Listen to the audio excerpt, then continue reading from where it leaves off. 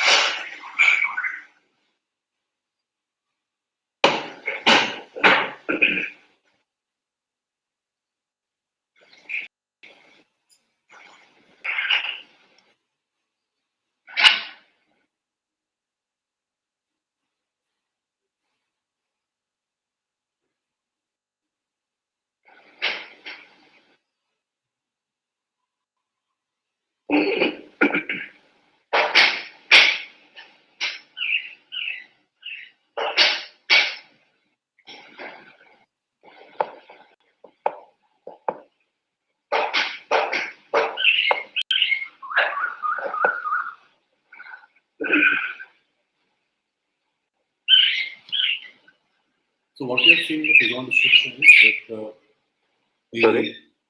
I'm audible to you? Hello, Bhushan, I'm audible to you? Yeah, no. Yeah, so what I'm saying is that in the Poisson distribution, what we have seen is we have an interval. We have an interval. Mm. Between that interval, how many events are occurring? Between an Correct. interval, how many events are occurring? That was all about the Poisson distribution. In the Poisson distribution, we also spoke about that the events have to be very rare. The events have to be very rare events. Means they do not occur frequently. Yeah. Third, we spoke about is in Poisson distribution is that the events are independent of each other. Suppose we have chosen an interval, right? So whatever events happening in the interval, all the events are independent of each other. Yeah. We also spoke about the definition of independence. We Yeah. also spoke about the if you choose any interval, in a time horizon. So the number of events occurring in a time horizon means the average number of events occurring in a time in the particular intervals. In multiple, it will be same. Same, yeah. So lambda is the average. Right? So that will Average. be same across all the intervals. This is one of the drawbacks of the Poisson distribution because we cannot. This is actually in real time to consider that the number of events occurring in any interval having the same count, right? It is difficult. Like suppose we go to banking, we go to a bank, right? So in a bank, if you see that there will be queue, in front of the cashier counter, right? So what happens is if you look at the queue, the queues, the number of people standing on the queue, they're not same, or it is not constant. Suppose if you go to morning 10 o'clock, the bank opens. How many people will be there? Same thing if you go into the before noon or afternoon or before closing the bank. So number of people standing on the in the counter in front of the cashier counter, right? It is not same, and the number it will be the rush will not be constant throughout the day. The rush will not be constant throughout the day, Yeah. and number of people will not be same throughout the day. True. Right. So in that scenario, we can use Poisson distribution. Mhm. So if you know how many people are going to come, right, the probability of people coming is very high. The probability of 100 people coming is very high at a particular time. The probability of one person coming very high. Only one person coming at a particular time. So what we will do? If one person is coming, we need one cashier. Yes. If the probability of 100 people is very high coming to the particular coming to the cashier counter at a particular interval. So the point here is very important is interval. The probability of 100 people coming at the cashier counter at a particular interval is very high. Then we need more cashiers because one cashier cannot handle that. True. Same thing in supply chain. In supply chain, if you talk about supply chain, right? If you go to the warehouse, go to the warehouse where the warehouse executive, sitting in his cabin. So what happens is, if you look at what is the main job of warehouse executive is to release or to issue the items to the requester. No, requester means person who's looking for items, right, for his business use, for his department. Mm-hmm. Right. Suppose you can Yeah. suppose a production department is there or maintenance department is there. So they want some parts or something. Let's say they want diesel. If they want diesel, they'll go to the warehouse with a requisition. Yeah. Right. They'll go to the warehouse with a requisition that we want a diesel of let's say 1 liter. Right. So they'll go to the warehouse Mm-hmm. and with the requisition, and the warehouse person will look at the requisition and will study will do the verification of the requisition, and based upon that, he will go and check the stock in the system. And if the stock is available, he will give the material back to the requester. And 1 liter of diesel, he will give it to the requester. So like this, many people will come to the warehouse executive, not one person. In a given day, a lot of people will be coming to the warehouse executive to receive their goods using a requisition form. So how many warehouse people we require? Whether we need to use warehouse person only for the issue of the items, or we need to use the warehouse person for other purpose also. If in a particular interval, number of requesters coming to the warehouse executive is very high. So what I will do is in that particular period of time, as a manager, I will not actually disturb the warehouse executive, because one of the major objective of supply chain is it is a flow of materials from warehouse. Of course, it is this internal flow, the flow of warehouse materials from the warehouse to the cost center. Mm-hmm. Right? If you give the raw materials, if you give the MRO, then only they will do the production. They will be able to use the machines.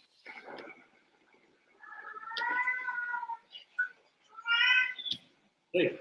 If you give the materials, if you give the raw materials, then only they will use the materials. And if you stop the flow of materials, if you reduce the flow of materials, they won't be able to operate their machines. And if they are not able to operate the machines, it means they will not be able to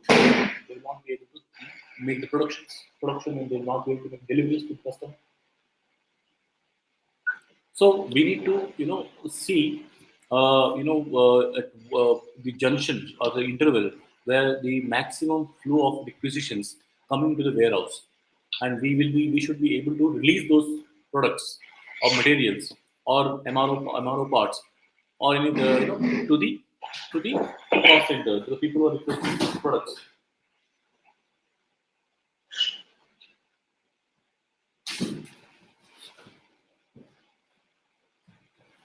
Can you just repeat last name? Pardon? Can you just repeat? Yeah. So the point here is that if the idea of supply chain is there are three important ideas. One is the flow of materials, second is flow of cash, and third is flow of information. And with flow of information and flow of cash, right, the materials move. Suppose the flow of information means here the requester coming with a requisition. Mm-hmm. Right, Yes. the requisition, right? The flow requisition will come with the requisition. So the requisition must be properly verified, have proper signatures, proper volumes, right? Proper everything has to be there. So he needs to verify it and give it. If everything is good in the requisition, he will give the material back to the requester, which belongs to the cost center. So the number of requisition coming in a day in a particular event of particular junction of time or particular interval of time, that has to be studied very well in order to be very in order to see that how many executives we require, how many executives we need to employ, right? Where to use the executive, because if we do not complete, or if we do not verify, if we do not release the material to the requester, they will not be able to manufacture, or they will not be able to do their job. If they're not able to do the job, supply chain will get stuck. Means we're not able to further process the materials into products and give it to the customers or deliver it to the customers. So the Poisson distribution we can apply in the case of in the warehouse. One of the study we can use in the warehouse. Same thing we can use in for the buyers. How many purchase orders? What is the interval in which they process maximum purchase orders? What is that interval they process the minimum purchase orders? So we can study we can study the buyers, the buyer's efficiency also. We can actually increase the buyer's efficiency using the Poisson distribution. In which interval? What is the interval in which they are processing their POs? We can look at that aspect also. So, like warehouse executive, buyers, right? And even you can go study the maintenance also. We can study the maintenance aspects also. As we have applied the case on the inventory case, while we have just now we have applied it the case on the forecasting side, the Poisson distribution on the forecasting side, because we are saying that this is a rare kind of items which have a rare demand, and we want to focus on the intervals on which the demand is coming from the customers, right? And what is the probability of getting the demand in a particular interval, right? We're trying to study that. Same study we can do on the warehouse operations and procurement operations. We can study the same in the inventory operations. So it's all about interval, right? So now second question is interval is only time? The interval can only be time or something else? That's the second question. So always the interval will be time. So if it, like say, I will take a different case now. The first, I'll say that my interval is first requisition and second, fifth requisition. Right? I'll say the first, the arrival. If I start my day today, I had the first requisition, right? And I'll take fifth requisition. So my interval is first requisition and fifth requisition. Between these two requisitions, means the first requisition, fifth requisition, right? How many items were stock out? Means requisition which we have received, like 5 requisitions we have received, right? Requisition 1 and requisition 5. How many items were stocked out on the requisitions, or from the requisition, or requisition which we have received? Now my interval is not time. My interval is 2 requisitions.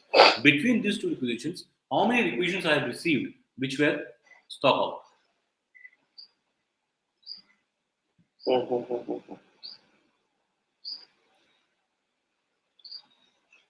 Okay. Now suppose so let's say same thing on the forecasting side, like customer 1, customer 2, right?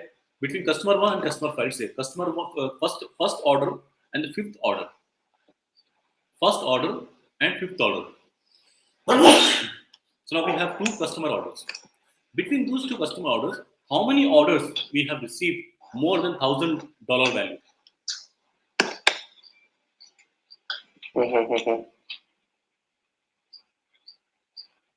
Now if you say customer 1 and customer 5, how many orders we have received from South Africa?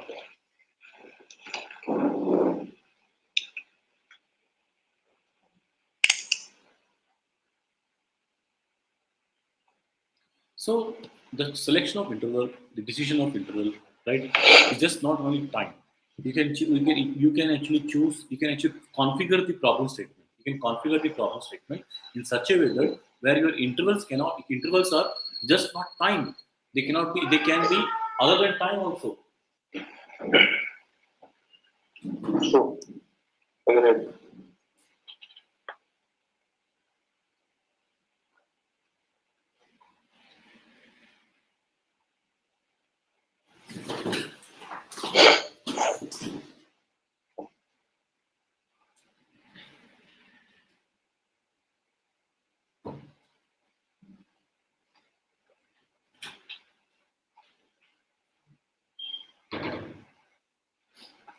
So this is the thing I wanted to explain on positive distribution, because generally we think that interval is only time. That's not the case. Interval can be other than time. So you can select the intervals and you can select our events. Right? And this Poisson distribution is a discrete distribution. We have also understood what is discrete distribution and continuous distribution. Discrete distribution, we will have limited number of counts. We will not have fixed number of counts. We will not have many. We cannot see any damn value coming in.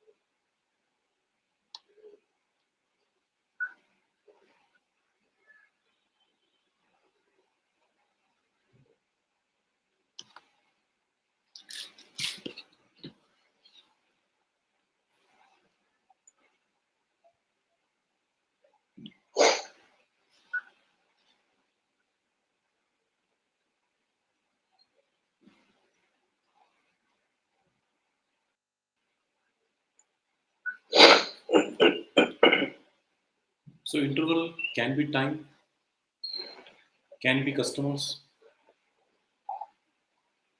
can be orders, requisitions,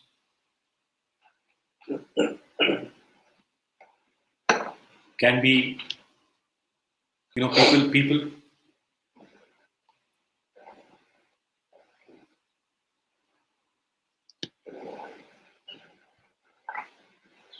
Like suppose between arrival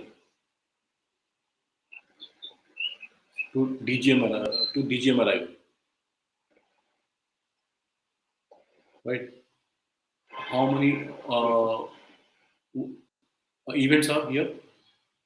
Projects or work.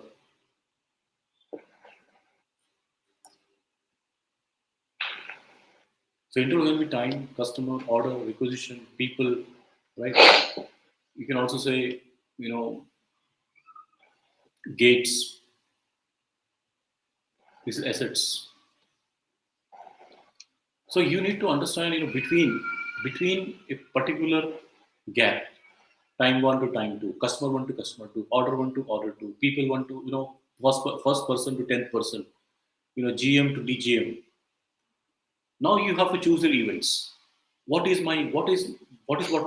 event which I want to study between that interval? Mm-hmm.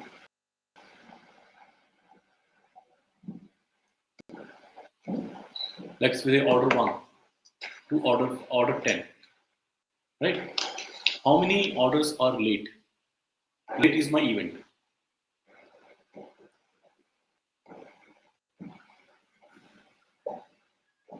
Between order 1 to order 10, how many orders are returned? So customer is returning the product. Before return. Mm-hmm. To order 1 to order 10.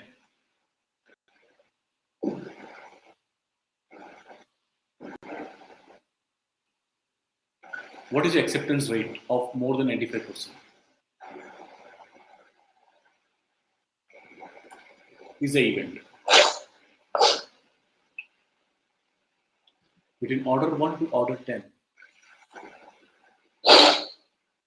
how many are make to stock items? Between order 1 to order 10, how many are make to order items?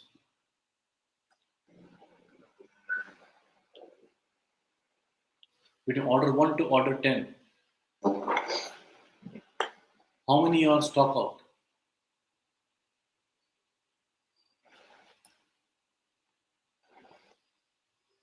So this is all discrete events. The events must be discrete.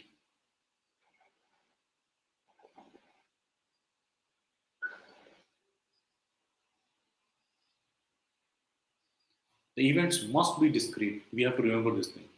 And we know what is the definition of discrete. Means the outcomes cannot take any value of its own. Outcomes have to be very fixed.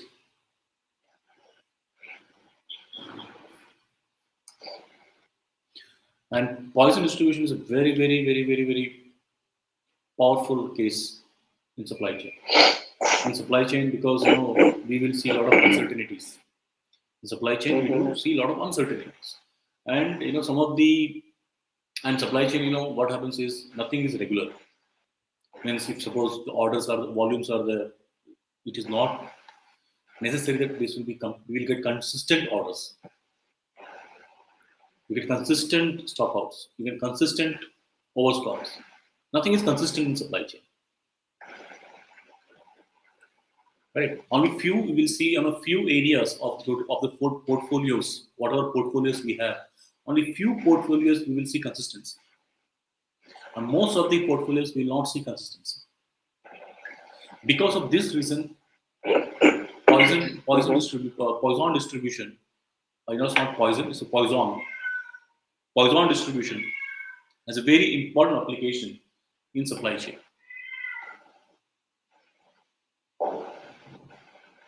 Because in supply chain, we see a lot of uncertainty and nothing is consistent. Or not nothing, most of the things are not consistent. So because of these two reasons, in supply chain, we have a very important application of Poisson distribution. And we need to build a case. The skill is all about building a case. It's not a formula. It's a building a case. And what is called building a case? How you build a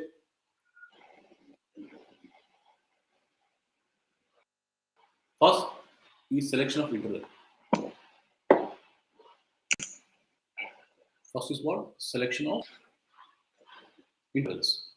Intervals. And second is the event and its outcome. Events and outcome. If you are able to build this case, then you are going to take a lot of benefits out of Poisson distribution in supply chain. Because in supply chain, irregularity, uncertainty is present everywhere. So we can use this Poisson distribution in many cases. I think you should try it. Suppose you are working, I think you are mostly working on the demand forecasting side. So in demand forecasting side, you have to look at your master data. Like when we talk about master data and demand forecasting, we talk about customers, regions, materials, categories, subcategories. Our district DCs, region of DCs, countries. Periods like Jan, Feb, March, week 1, week 2, week 3, day 1, day 2, day 3, year 1, year 2, year 3. So there are a lot of master data available in forecasting. So you can use that master data to build your intervals. The entire intervals will come from your master data. Means inputs.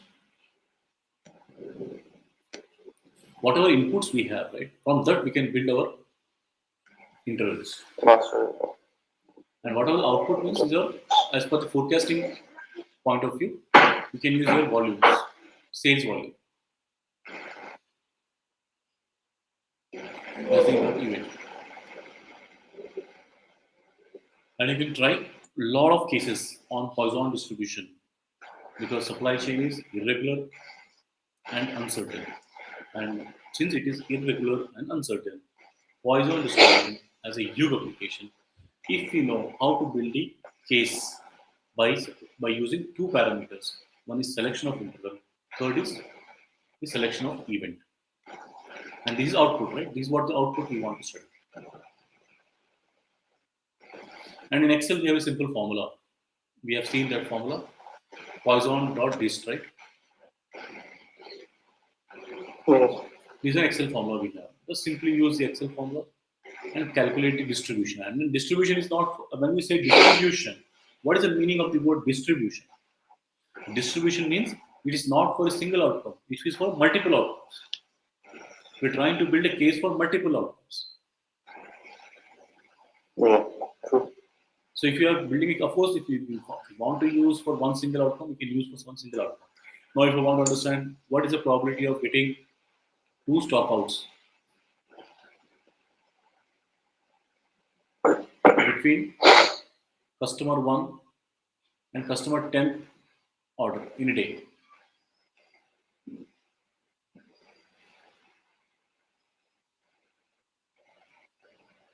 Right. You want to understand what is the probability of 5 stockouts? Between C1 and C10 in a day. What is the probability of 7 stockouts between C1 and C10 in a day? What is the probability of 0 stockouts between C1 and C10 in a day? We're trying to build a distribution of multiple outcomes. And we can begin to build in sequential way: 0 or stock out, then 1 stock out, then 2 stock out, then 3 stock out, then 4 stock out, then 5 stock out.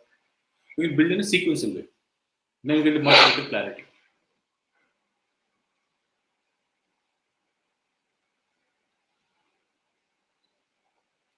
So it's all about framing the problem statement. How you frame the problem statement, right? To understand the irregularity and uncertainty aspect. When we talk about the irregularity and uncertainty aspect, we bring probability into picture, because we have already discussed probability comes into picture where there is uncertainty. Yes.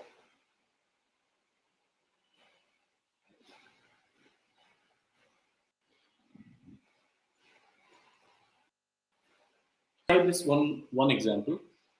Let's try to build one case and let's figure out the Poisson distribution. We have done the one case where our interval was time. We had one case where our interval was time and our outcome was the historical demand. Right? Now let's build one more case where our interval will be something else. Okay? Let's try to build one more case now. Can you share your screen? Let's go back to your screen and let's build one more case now. Yeah.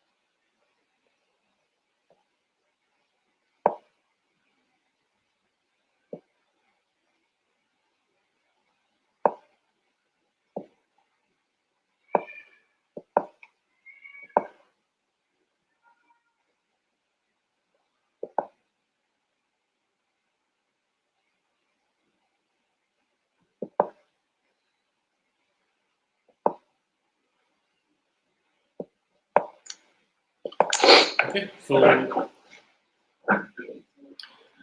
can you see I think this is only item data. Can you go to the first the raw data where we have the master data also?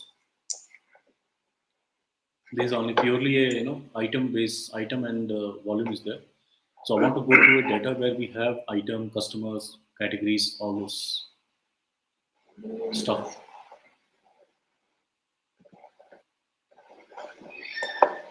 This one?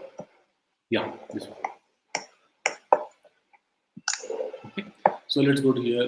Material group description. Do we have customers here? Yeah, Dubai is there. Okay. 1 sold to new form. Okay, now let's build a pivot table. Let's build a pivot table, and we will use a country as our interval. Okay.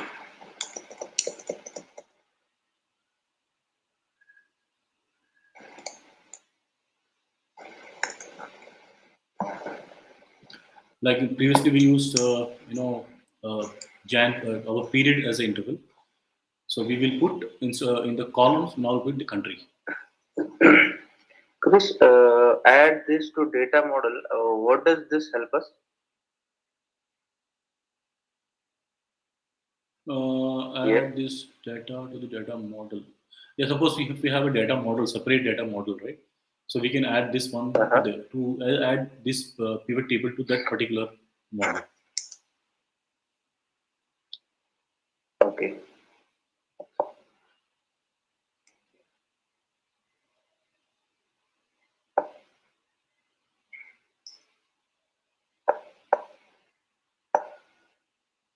Now we have the country names. Country. No. First we'll put items here. In the row we'll put the items. In the row we'll put the items. In the row field put the items. Mm-hmm. Now, Now put the countries on the column.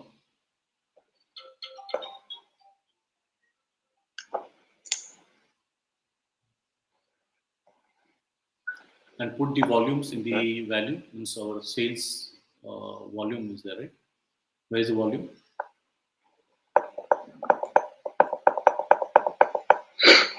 The quantity is there, right? Now count. We want the sum.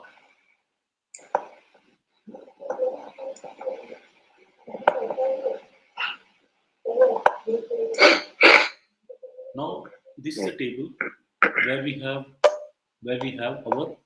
our regions, means countries, and in the column section, items in the row section, and the demand in the value section. And now we are going to choose an interval. Interval is our countries. So I don't know what is AE means UAE, right? yes, A. Okay. And the BF, what is BF there? Or BF is what is BF there?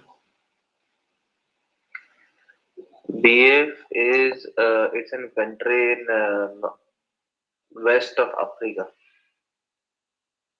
West of Africa. Okay. Mhm. BH is Bahrain. I had this name, I forgot. BH is Bahrain. This is Cyprus, Egypt. This is Ghana. This is Israel, Jordan.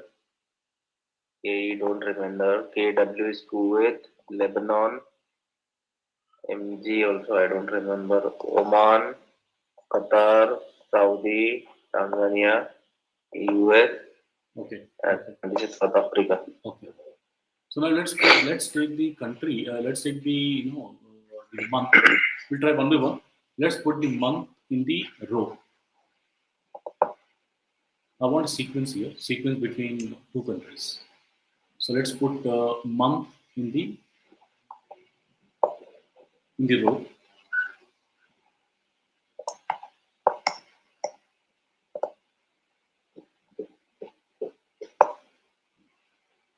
Make it into a classic pivot table.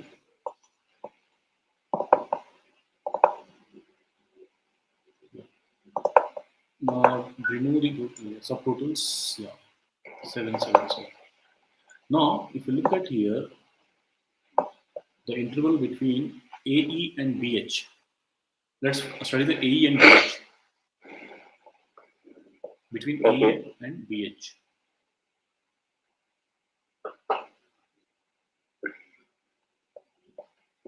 So we'll hide all the other columns.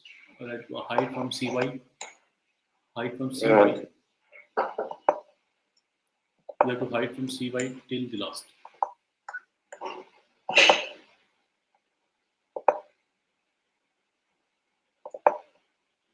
Okay. From column L, from the column L, you have to hide. Column L. L means CY, right? CY. Not IL, not IX.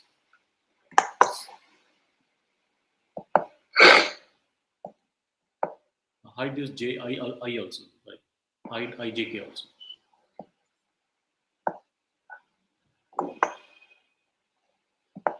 Okay.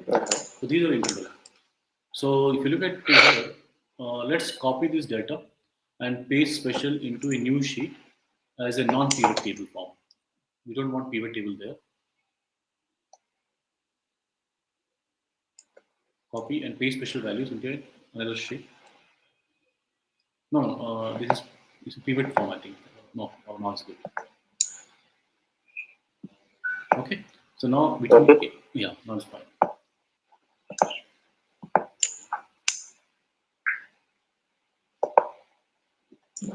In the first, we don't have anything, right? In first item, we don't have anything.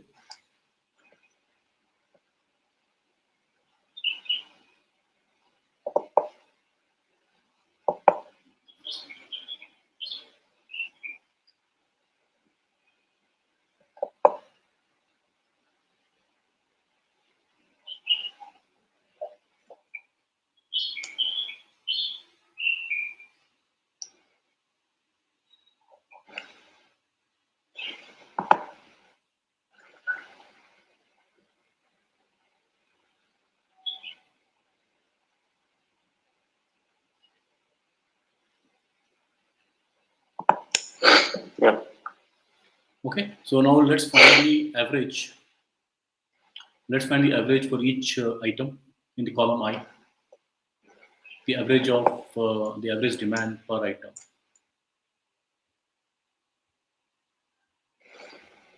Yeah. We can Here use, average will be lambda, right? we will consider lambda, but let's find average here. Average.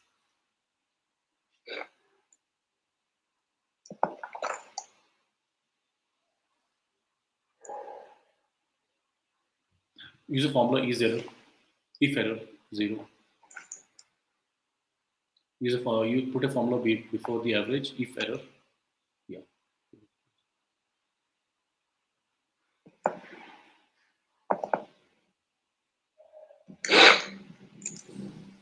Now find the global average at the bottom. At the bottom, find the global average. Means you have to find the average of all the average.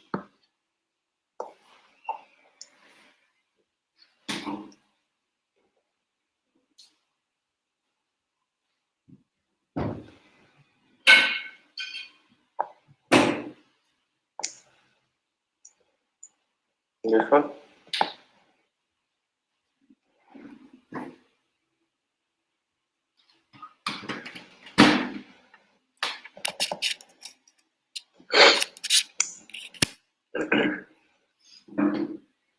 Right? Now, This one, right? this is if error, yeah. Remove the grand totals from there. Remove the grand total. We don't want grand totals. Now keep the average. Just keep the average. Only remove the grand total.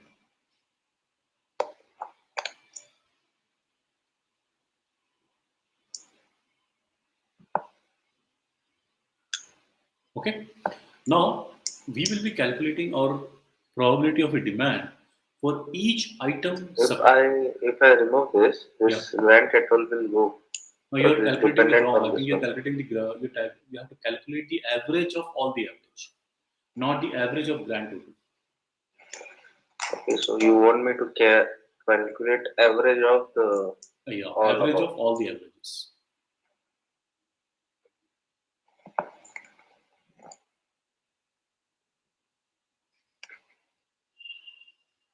And you have to do one more thing. Wherever we have a negative number, make it 0. Within the data, wherever we have a negative number, make it 0. So control F, control you have to select, and I think there are some numbers out there which are 0, which are negative numbers. So select the data and replace the negative numbers with 0.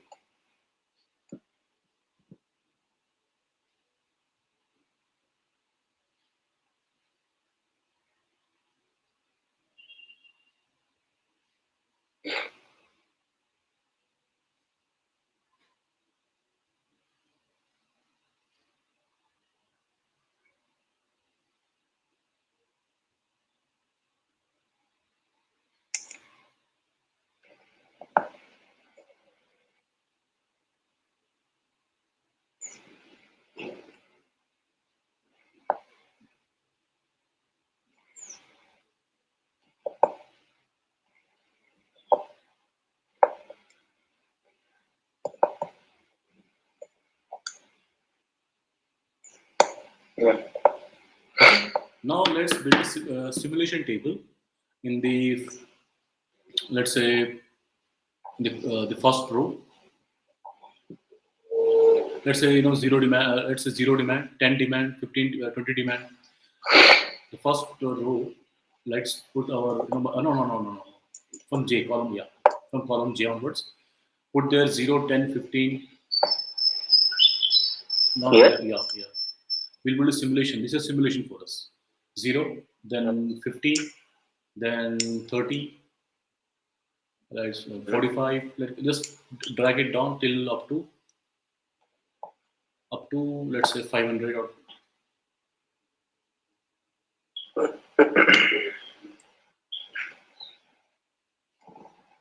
up to 500. You can drag it later on up to 5,000, whatever it is. Okay, that's fine. Yeah, fine, that's fine. Now let's use a Poisson or Poisson distribution formula there for each particular. Okay. Take the average as the lambda. First of all, x is a 0. 0, 0, not that 0. J1, right? Comma. Mean. Mean is a, yes. Cumulative, what put cumulative there? True. Close the bracket. Now you have to do the, we have to actually, use a dollar sign for J1. So you have to put the dollar sign before, no, yeah. Dollar sign before J. Before J or after J? Before means we are freezing our, I think after J, I think. Just check once it is working or not. If not working, then put the dollar sign after J. Yeah, after J we have to put. Remove the dollar sign before J and put the after J.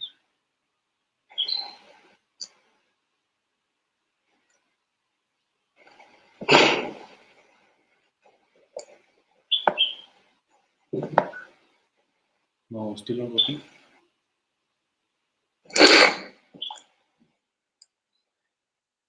We have to put dollar sign after J. For the average also we have to Yeah, put working it average. We have to put the No, dollar. we don't have to put because we don't have to put because we need to take every item's average. No, but for the row going in horizontal way, Oh, the yeah. average will be Yeah, considered correct. this only. Correct. You have to put same thing after dollar, after after after I. No, this will be constant, right? This will the average will be constant for all the. All the items. So we have to put it before. But before only $1 sign, not $2 sign. Only $1 sign. That is before I. Yeah. Now you can drag it. Is working? K and it's working. K, yeah. Check vertically down. Check vertically down also. Is working or not? Yeah. J1 working. I3 working. Yes.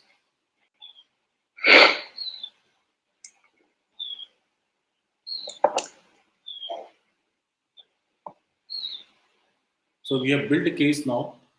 The intervals are now the location. Interversal now? Location.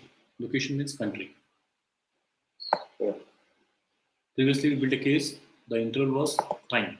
Means Jan, Feb, month was time. Now we are building a case that the intervals are locations.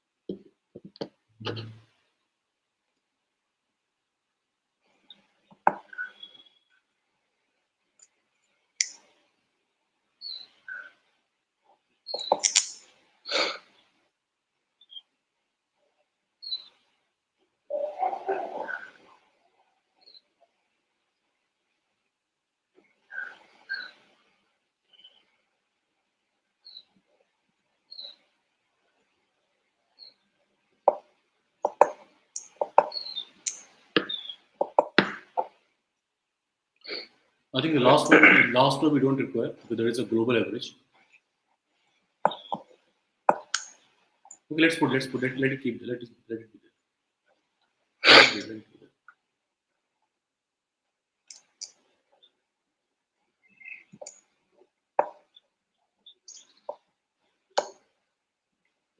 Okay.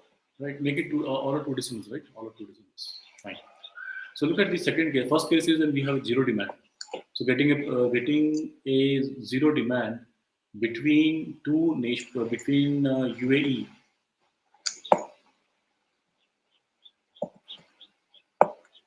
to Bahrain. Yes, I'll make it same.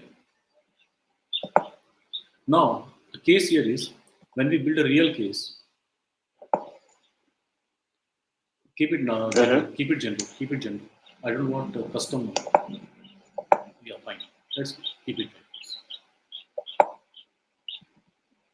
Keep it custom. Keep it general. Yeah, leave it. Okay. Now, when we build a real case, the countries which you have chosen for interval, they have to be neighboring countries. Means they have to be in a series. Right now, we have taken a countries list which are not in series. Suppose Oman, Iraq, and then Saudi Arabia, UAE, or Israel. We need to build a country which are in Voice sequence. is coming though. Yeah, maybe there is a background sound there. Yeah. Hello. Yeah. So we have to build this list of these countries in a series. Means when we suppose if you are traveling from Pune, if you are traveling from Pune, suppose India, then all those countries must come in a series. Means for whichever country comes first after India, that should be coming first. Whichever country comes second, that should come second. When you travel from India, right? So all those countries must come in a series. We cannot take any countries in a random way here. That's a limitation. Yeah, agreed. So if you look at the second item, 1680, the item code is 1680, right? In row number 3. Yeah. So the average demand is 30 units because we have only demand from coming from only one country, that is Bahrain. One good. Right? Yeah. So if you look at the probability, we are using here cumulative probability. We are not using the non-cumulative probability, right? Because we have used true in the formula. In the Poisson distribution formula, we have used true. So it is called cumulative probability. What is the definition of cumulative probability? So if I want to read the statement, what is the probability of getting a demand less than equal to 45 units between UAE and Bahrain? If I want to frame the question, what is the probability of getting a demand less than equal to 45 units between UAE and Bahrain? That is how much? 99%. What is the probability of getting a demand equal to 30 units between UAE and Bahrain? That is 55%. You click on the 54.548. Click over there, 0.548. Yeah, that is what. The probability of getting a demand less than equal to 30. So the statement is, we have to be very clear the statement. Probability of getting a demand less than equal to, the word is very important, less than equal to 30 units. Because when we use less than equal to, that becomes cumulative probability. When I use equal to 30 units, that's non-cumulative probability. But when I use less than equal to, it becomes cumulative probability. Right? So if I know that if I getting a demand, probability of getting a demand less than equal to 30 units, right, in between UAE and Bahrain is 55%, right? And if I keep the inventory of 30 units, right, if I keep the inventory 30 units, now I have to make a selection, I have to make a decision here. So shall I keep 30 units as inventory? Shall I keep 50 units as inventory? Or shall I keep 45 units as inventory? Right? Shall I keep 30 units as inventory? Let's say we have 4 volumes, 4 different countries, 4 different scenarios. First scenario is keeping a demand, keeping no inventory. Let's make it a make to order item. No inventory. Now let's say second scenario, keeping 15 units as inventory. Now third scenario, keeping 30 units as inventory. Now the fourth scenario is 45 units as inventory. Or fifth scenario is between 30 to 45. Sixth scenario is 15 to 30. And seventh scenario is 0 to 15. Now I'm building for seven predictive scenarios. We have to make a decision now. We have built a data model. We have a data model, we have the numbers. Now we have to make a decision out of this. So one decision is keep inventory equal to 0 units, means that's a make to order. Keep inventory equal to 15 units. Or third scenario is keep a inventory in between 0 to 15 units. Fourth scenario is keep an inventory of 30 units. Fifth scenario is keep an inventory between 15 to 30 units. Sixth scenario is keep an inventory of 45 units. Seventh scenario is keep an inventory between 30 to 45 units. It's not 30, it's not 45. It's between 30 to 45. So I have 7 scenarios. From these 7 scenarios, I have to choose one scenario as my decision for inventory.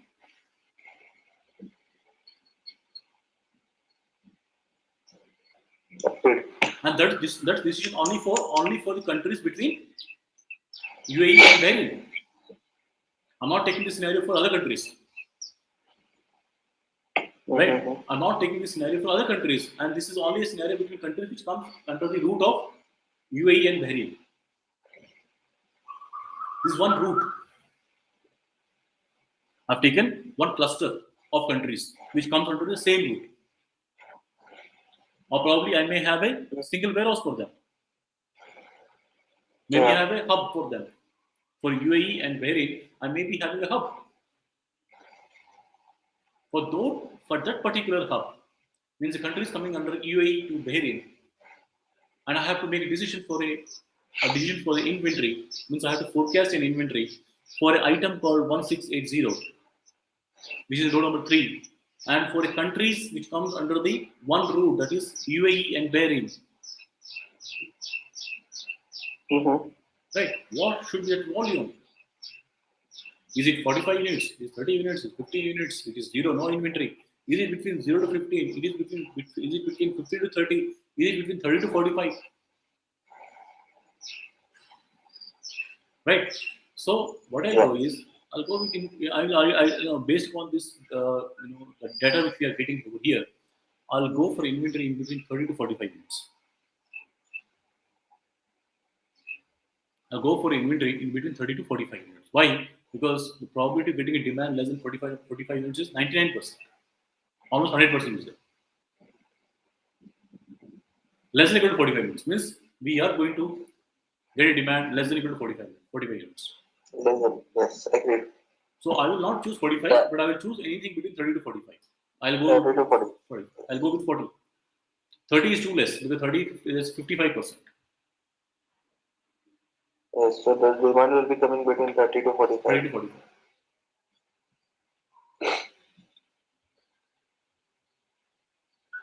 The next item, the fourth item, I'll go with make to order. Because there is no demand for it. No. The fifth item, that is 41664, right? Let's go and check that. 41664. I'll keep an inventory in between 120 to 125. That is 41664. Go to the 41664. Yeah.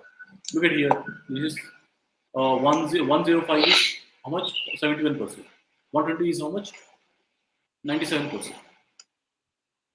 So in between 105 to 120 or in between 120 to 135. Either of them I can go. Yeah.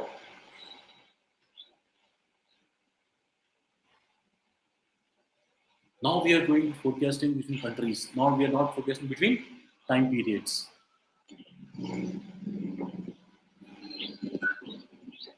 Right? Now we are not forecasting between countries. Yes. Now we are forecasting between countries, and the countries should be falling into one group, one cluster. That is the constraint we have. We cannot choose any country randomly. We have to choose countries in a sequence which comes under one particular group. Yep.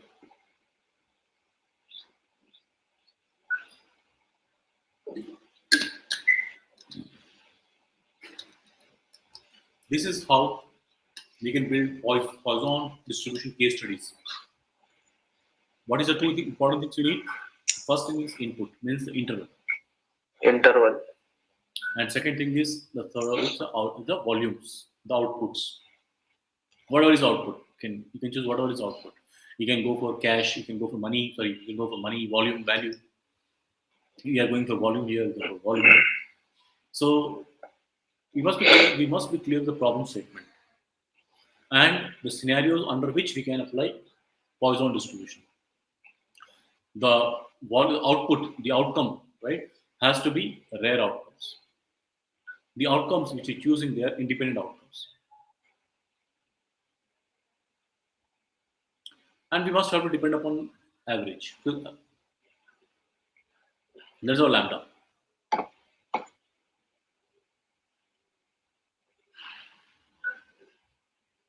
So like this, we can build case studies on Poisson distribution. We have done a second case study on Poisson distribution, where we have chosen our intervals as a country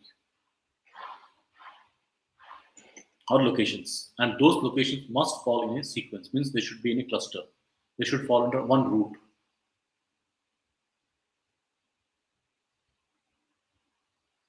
Like this, we can build n number of case studies, and supply chain offers.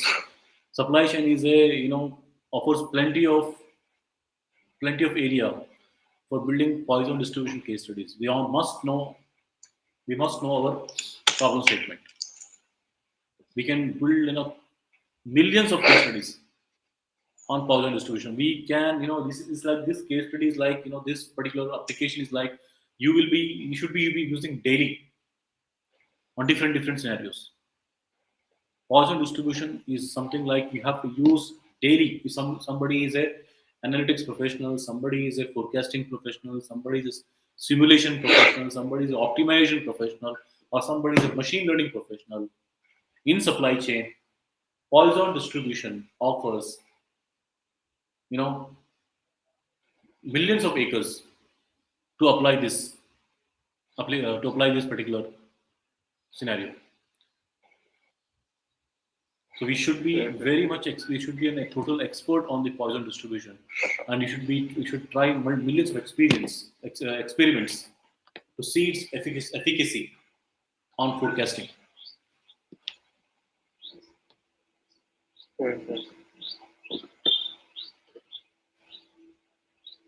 Okay.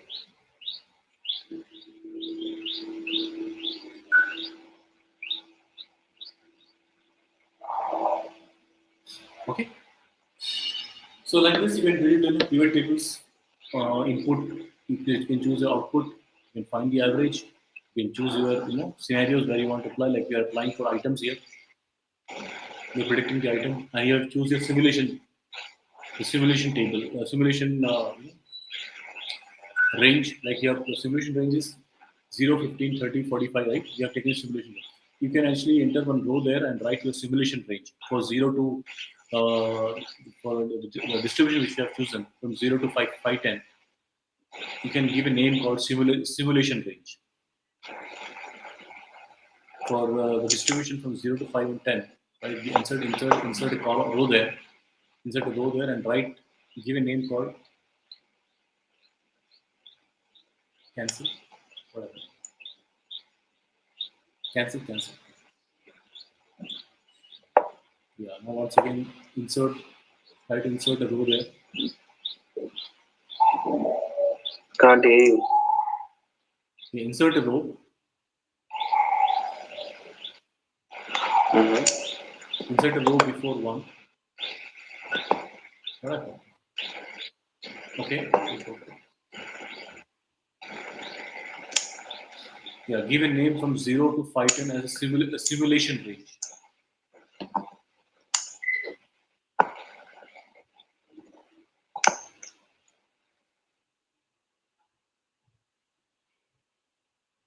Zero to? No. Because you have to merge the field. But you have to merge the field from 0 to. Below that we have our simulation range. Yeah, merge the field. Give a name, simulation range.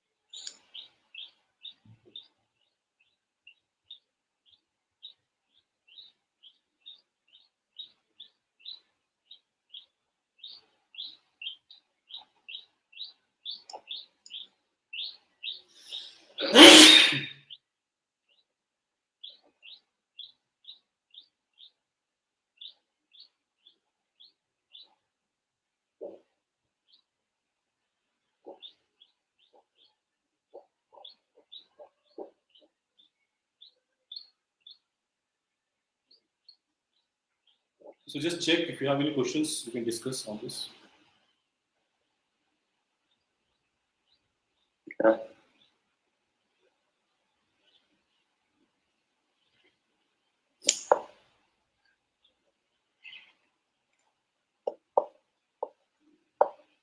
So the intervals you can choose anything, right? But it is not bounded to be like time period only. Yes, yes, We can choose any interval. yes, Events will be always the outcomes of the interval. yes, Or, whatever. yes. Mhm. So I can even make a visualization of like for me, there are top 5 customers which are located in different countries.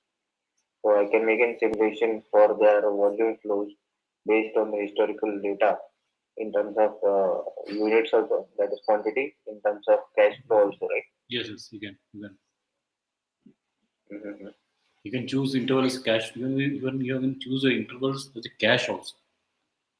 Like suppose if you get a demand of, you want to check the flexibility or the capacity of your company. Suppose you want to check the capacity of your company, right? Mm-hmm. Mm-hmm. So you want to check if you get an order value in between $10,000 to $50,000, right? Mm-hmm. Between 10,000 US dollars to 50,000 US dollars. So what is the rate? You want to check the possibility of on-time deliveries, right?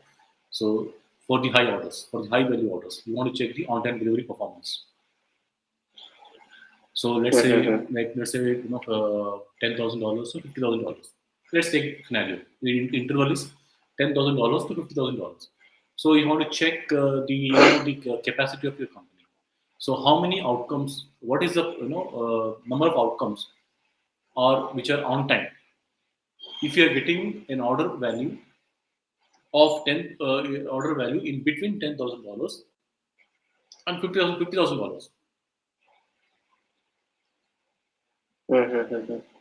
Suppose you want to test, how much serious your company is for a low value orders. So you want to check your once just now we discussed that you want to check your efficiency or the capacity of the company for high value orders. Now you want to check the seriousness about your company for the low value orders. So let's take a scenario in between $10 to $100. Mm-hmm. Right. So what is how many orders your company is shipping on time? You want to know whether the company is taking low value orders seriously or not. So you can build a case, and the interval is $10 to $100, or maybe I'm taking very low value here. You can take a bigger value also. Let's take $1,000 to $5,000 if that is a low value order. Mm-hmm. So you want to check the seriousness of your company for the low value orders. You want to check the capacity of your company for the high value orders.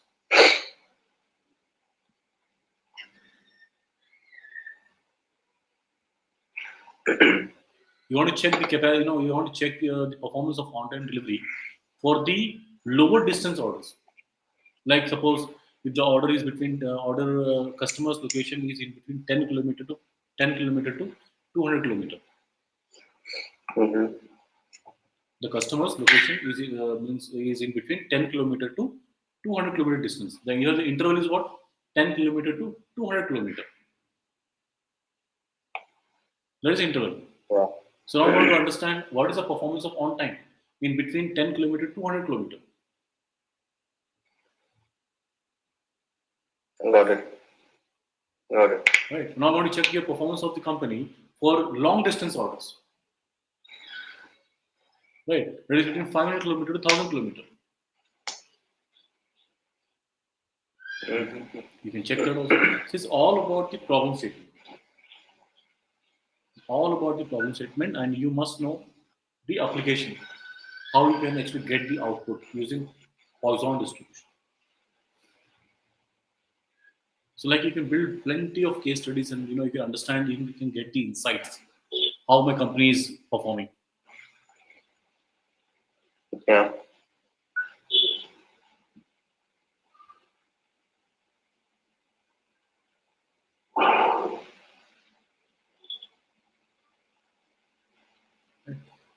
So this is, if you have any more questions, you can ask. You just think, so like a lot of things will be coming up. This is a very, very powerful. I think as a forecaster, you need to use Poisson distribution on a daily basis. Instead of just using the pattern-based forecast or moving average or the contribution-based forecast, this has more Your application. voice is coming low.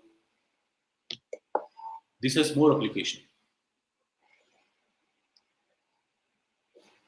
This I gives guess in my case, Poisson distribution should be used at a very wide level because you have seen the data.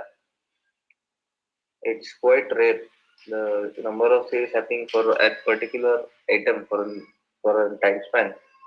Uh, it's not consistent, right? yeah, it should be rare. Yeah, it's rare.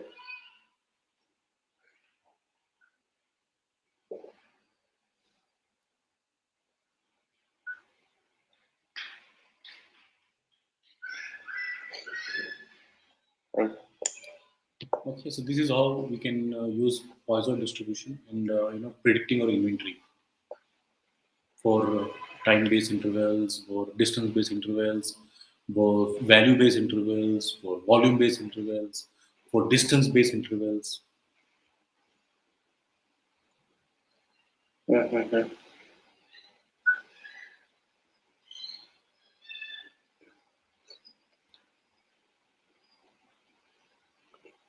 For category-based intervals,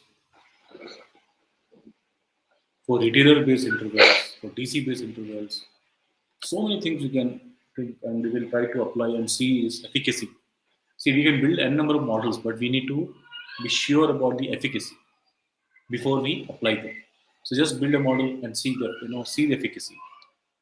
Efficacy means you have to see the real output, actual output, and compare the forecasted output, forecasted.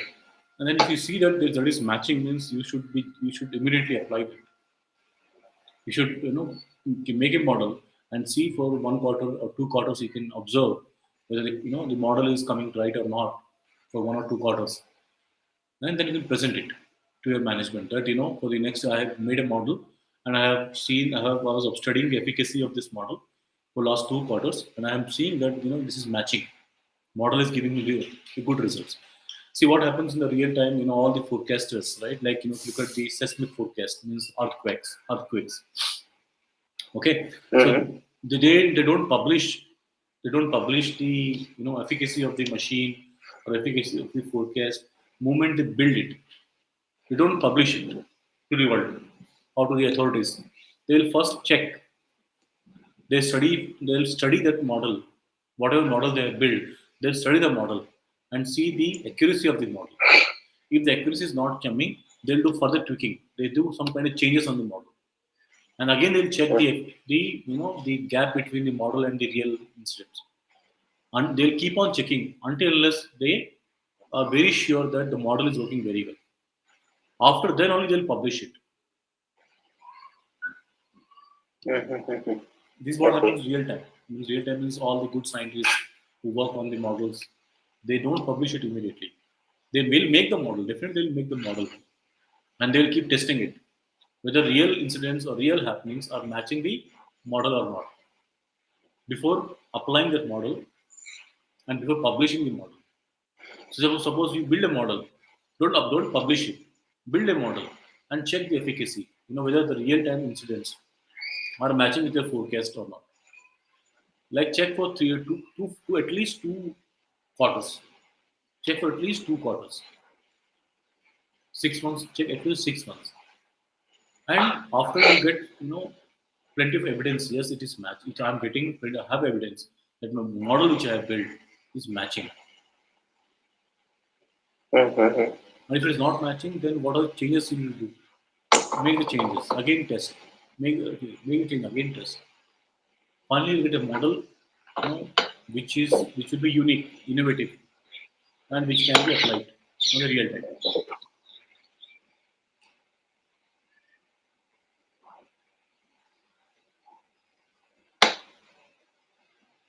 read.